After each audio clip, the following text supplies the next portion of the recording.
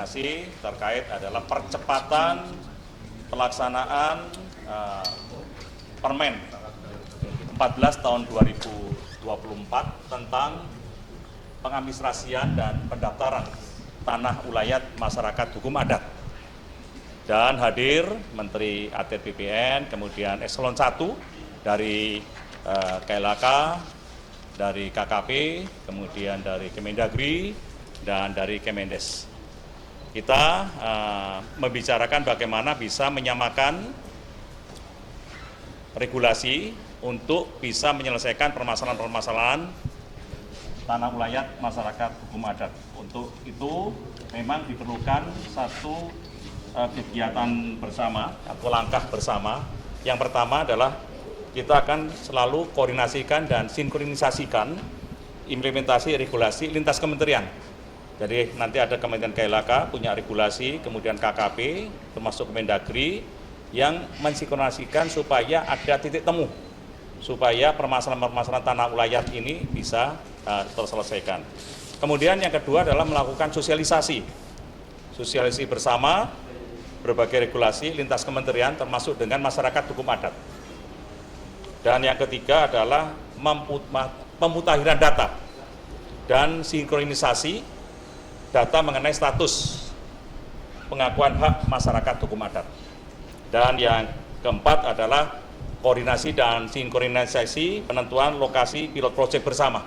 Sehingga tempatnya di mana, lokasinya di mana, itu kita bisa ketahui dan kita akan lakukan inven dan inden, dan setelah itu Kementerian ATR BPN akan melakukan pendaftaran.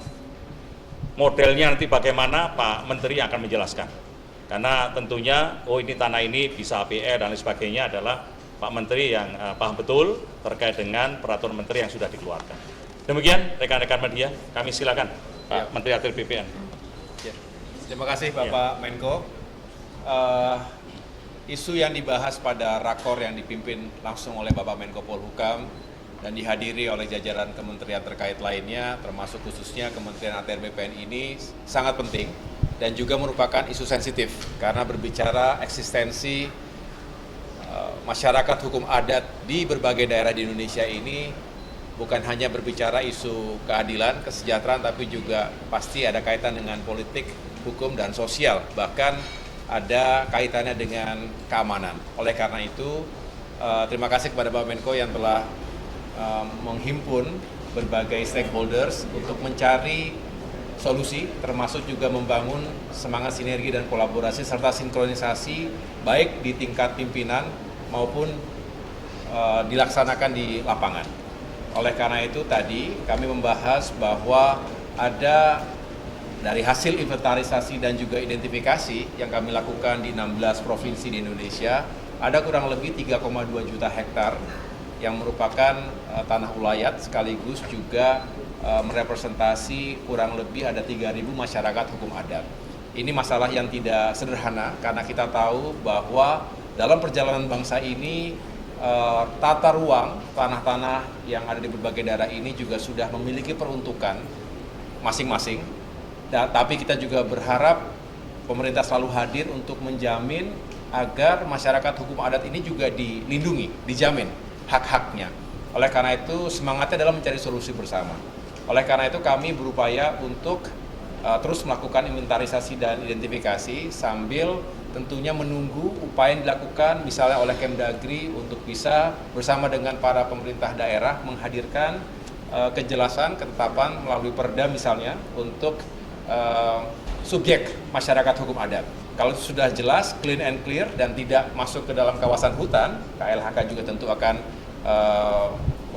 melakukan berbagai penelitian sehingga setelah itu baru bisa kita terbitkan statusnya, utamanya hak pengelolaan lahan bagi masyarakat hukum adat tersebut.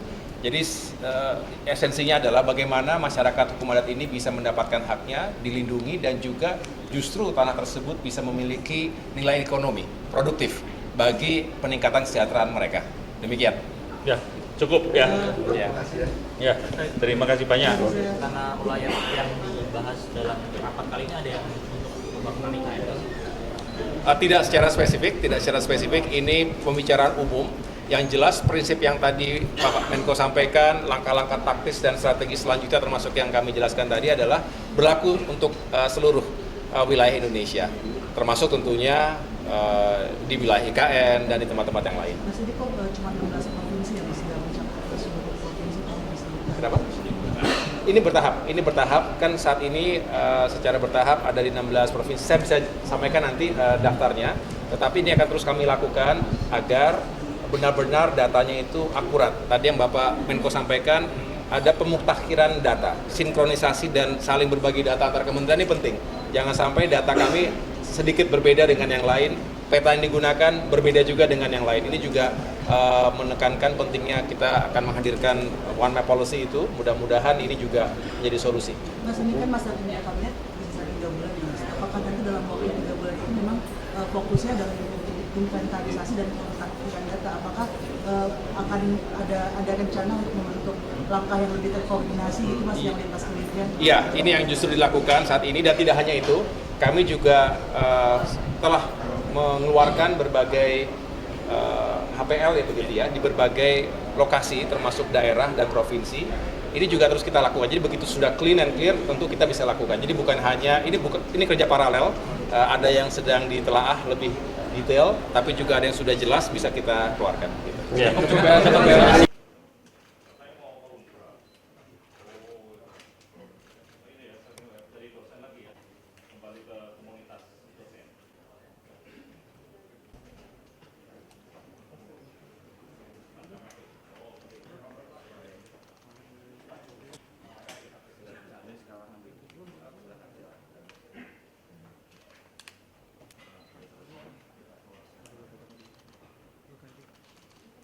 Bismillahirrahmanirrahim. Warahmatullahi wabarakatuh.